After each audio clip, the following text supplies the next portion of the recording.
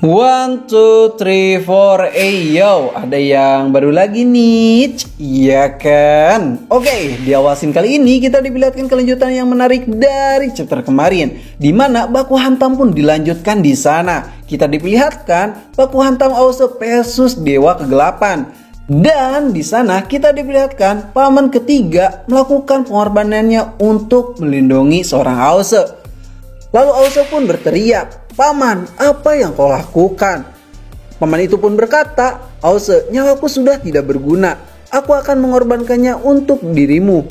Lalu Dewa Kegelapan pun berkata, "Tidak perlu, kalian berdua harus mati di tanganku." Dan serangan sikutan pun menghantam wajah mereka berdua yang berhasil mementalkan mereka begitu saja. Semua orang yang melihatnya pun panik di sana karena tidak bisa berbuat apa-apa lagi. Ause yang melihat darah bercucuran dari pamannya berkata, "Hei paman ketiga, apakah kau baik-baik saja?" "Ause, selama ini aku tidak suka denganmu. Kau adalah orang yang tak berguna bagiku. Tapi hari ini kau pulang dan melawan para Dewa Kegelapan itu. Sungguh membuatku terkejut dan membuatku terharu. Karena selama ini aku sudah salah menilaimu, Ause," ucap paman ketiga itu. "Tapi sekarang masih belum terlambat, Maman. Kau masih bisa hormat kepadaku," ucap Ause yang masih saja sombong di sana. Lalu Ause yang sedang melihat pamannya yang sekarat tiba-tiba berkata seperti ini, "Hei paman, kau sedang apa? Aku tidak mengizinkanmu untuk mati. Hei, kau tidak boleh mati. Hei, kau jangan pura-pura untuk tidur, paman. Dasar tak berguna. Bangun, bangun, dan bangun," ucap Ause yang melemparkan pamannya itu. Lalu pamannya pun berkata sambil sekarat, "Dasar ponakan sialan." "Hah, dasar paman, memang tak berguna," ucap Ause. Lalu Ause yang sudah siap-siap bertarung kembali, dia pun berkata, "Ini tidak masuk akal. Ada apa dengan Dewa Kegelapan itu? Mari kita mulai serius," ucap Ause. Ause pun kebingungan di sana bagaimana harus mengalahkan Dewa Kegelapan ini, karena setelah hancur kepalanya pun dia masih bisa berdiri dan kembali utuh di sana. Lalu Dewa Kegelapan pun menyerang Ause di sana dan berkata, "Hei manusia naga, kau itu adalah sampah. Kau tidak mungkin bisa mengalahkanku. Dengan kekuatanmu yang seperti itu, kau sangatlah mustahil. Hei, lihatlah dirimu sendiri, kau sudah benar-benar babak belur seperti itu. Masih kau bilang aku sampah di depanmu. Kau itu sudah tidak tahu malu. Kau sungguh membuatku ingin tertawa," ucap Ause. Lalu Dewa Dakseda itu pun berkata, "Jangan terlalu banyak bicara." Dan dia pun langsung menyerang Ause kembali. Akan tetapi Ause pun dapat menghindarinya dan terbang di atas langit. Lalu Ause pun menggenggam tangannya dengan erat dan akan mengeluarkan jurus petir pamungkasnya. "Rasakan ini," ucap Ause, dan bam di sana. Akan tetapi Dewa Bayangan Gelap pun berkata, "Hah, hanya segini. Ini tidak akan cukup untuk bisa membunuhku. Kau pasti akan mati, anak sialan." Lalu Ause pun panik di sana. "Gawat, tubuh orang ini benar-benar gila sekali. Aku perlu petir yang lebih kuat untuk bisa membunuhnya." Lalu Ause pun berteriak sekencang-kencangnya dan berkata, "Bagaimana kalau dengan ini? Petir, datanglah." Tiba-tiba awan pun berubah menjadi gelap. Dan tiba-tiba banyak sekali petir yang berkumpul di satu titik. Lalu tiba-tiba, bam! Petir itu pun menghantam Dewa Kegelapan itu, yang tiba-tiba tak menyangka dengan serangan mendadak ini. Lalu Dewa Gelap pun tersambar petir di sana dan tidak bisa bergerak lagi.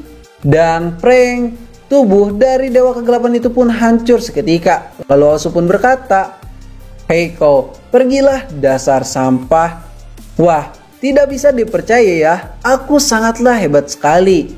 Hahaha, tidak disangka-sangka. Ini pasti kerjaan si naga kuno itu," ucap Ause di dalam hatinya. "Ini namanya adalah so hebat dengan kemampuan orang lain. Tak ada yang bisa menghentikanku. Hahaha," ucap Ause yang makin percaya diri. Dan para suku naga pun berkata, "Sungguh aku tidak percaya Ause bisa mengalahkan Dewa Kegelapan. Ause, itu benar-benar Ause kah?" Lalu tiba-tiba seseorang pun berteriak dari jauh dan memanggil nama Ause. "Bagus sekali Ause, kau datang ke sini, aku bisa balas dendam padamu untuk bisa membersihkan namaku kembali." Lalu Ausa pun tersenyum di sana dengan percaya dirinya dan berkata, "Apakah kau mau benar-benar membersihkan namamu?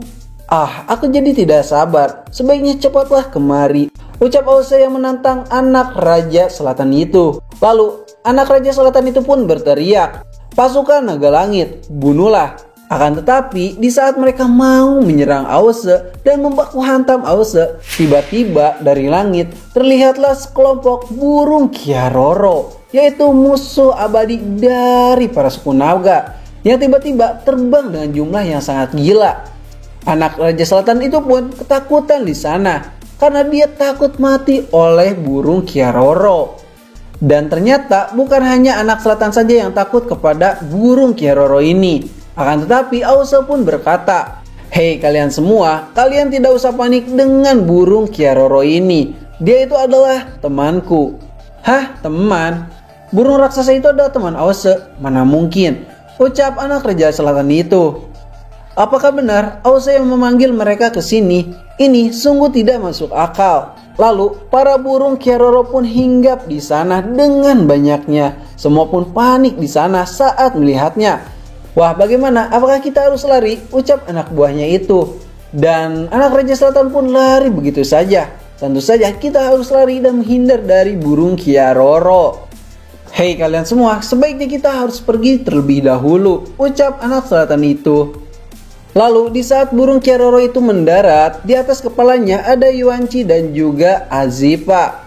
Lalu Yuanci pun berkata kepada Ausa, "Hei Ausa kecil, kami datang di saat yang tepat kan?" ucap Yuanci. "Hah, kau sudah terlambat. Jadi semuanya sudah kubereskan. Kalian tidak usah bertarung lagi," ucap Ausa dengan kesombongannya. Lalu Yuanci pun berkata seperti ini, "Hei, kau tahu tidak mudah mengumpulkan burung raksasa sebanyak ini. Dasar, kau tidak mengerti sih," ucap Yuanci. Lalu Azipa pun berkata, "Ini adalah salah satu kekuatan penting untuk suku naga." "Hahaha, kau benar juga sih. Kau cukup membantu Yuanci. Kau membuat pasukan naga langit kabur dalam sekejap. Aku senang saat melihat mereka kabur terbirit-birit seperti itu. Dan di saat tadi aku baku hantam, untungnya naga kuno Neza membantuku dari langit dan aku bisa menang. Kenapa Yuanci dia tidak turun langsung saja ke sini? Aku sungguh ingin berterima kasih kepadanya." "Hahaha, lain kali saja ya Ausa," ucap Yuanci. "Pasti ada kesempatan." Lalu Aoling atau Azipa ini berkata, "Ausa, meski kerajaan naga laut timur sudah kembali di tangan kita, tapi kita harus mencari kakakmu, yaitu Aojosi." "Oh iya benar ya. Kalau begitu kita tanyakan saja kepada mereka." "Hei kalian semua, apa kalian tahu di mana keberadaan kakakku Aojosi?" Lalu dari salah satu mereka pun ada yang mengangkat tangannya. "Aku tahu Ausa, terakhir aku melihatnya, dia bersama dengan Aobing, prajurit naga laut utara." "Aobing? Hah, Aobing itu adalah putri dari naga laut utara," ucap Aoling. "Ada kemungkinan setelah kekalahan waktu itu, mungkin Aobing menyelamatkan dia," ucap salah satu prajurit di sana. Kemudian Shin pun berpindah ke kerajaan naga laut utara. Di sana kita diperlihatkan ada Aojosi dan juga Aobing yang sedang berbincang-bincang. "Hei Aojosi, bagaimana kau sudah terbiasa dengan tempat ini?" ucap Aobing. "Ayahku memang pemarah, tapi bukan orang jahat. Dia mengurungmu untuk sementara. Nanti pastinya dia akan berubah pikiran. Bersabarlah." "Terima kasih Aobing, kau telah merawatku di sini." "Ya, nyansunkan ya Aojosi," ucap Aobing. "Aku sekarang baru tahu ternyata ibu meninggalkan kami karena dia tinggal di sini. Dan kau adalah adikku," ucap Aojosi. "Aku juga baru tahu tidak lama ini Aojosi. Soalnya dia tidak pernah menceritakan masa lalunya kepadaku," ucap Aobing. "Menurutmu ibu seperti apa orangnya Aobing?" "Dia itu sangatlah dingin. Saking dinginnya aku tidak berani mendekati dia. Dia hampir tidak pernah berbicara denganku. Hubungan ibu, ayah, dan aku itu sangat aneh. Seakan-akan kami dari dunia yang berbeda." "Aku permisi dulu," ucap Aobing. "Tunggu dulu Aobing. Sepertinya perang akan segera datang ke Laut Utara ini. Aku begitu yakin kalau para dewa kegelapan itu akan datang ke sini. Mereka tidak akan membiarkan Laut Utara tentram begitu saja. Raja Naga Laut Utara mengira bisa menjaga jarak aman dari dunia luar. Tapi itu tidaklah mungkin." "Ya, aku tahu itu. Ayahku memiliki pikirannya sendiri. Laut Utara ini tidak pernah mau berkelompok dengan siapapun dari dulu. Jika para dewa bayangan itu kesini dan hari itu tiba, aku juga akan bertarung melindungi Laut Utara ini. Hei Aojoshi, kau tidak perlu khawatir. Kalau bayangan gelap datang ke sini, aku akan membunuh mereka semua, ucap Aobing sambil menutup pintu di sana. Lalu Shin pun berpindah ke tempat makan sang raja, di mana ada 3 dewa bayangan kegelapan yang hadir di sana. Dia mengatakan, takdir suku naga sudah berakhir. Kami membawa titah raja untuk mengantarmu pergi ke sana. Lalu tiba-tiba Shin pun memperlihatkan di luar kerajaan naga Laut Utara, di mana di sana sudah banyak sekali para dewa bayangan gelap yang mengepung mereka. Dan sepertinya mereka akan baku hantam di chapter berikutnya. Oke, dan chapter kali ini pun berakhir di sini. Terima kasih sudah nonton channel ini. Like aja jika kalian suka, dislike aja jika kalian tidak suka. Kami ceritain pamit dan sampai jumpa di next video. Bye bye.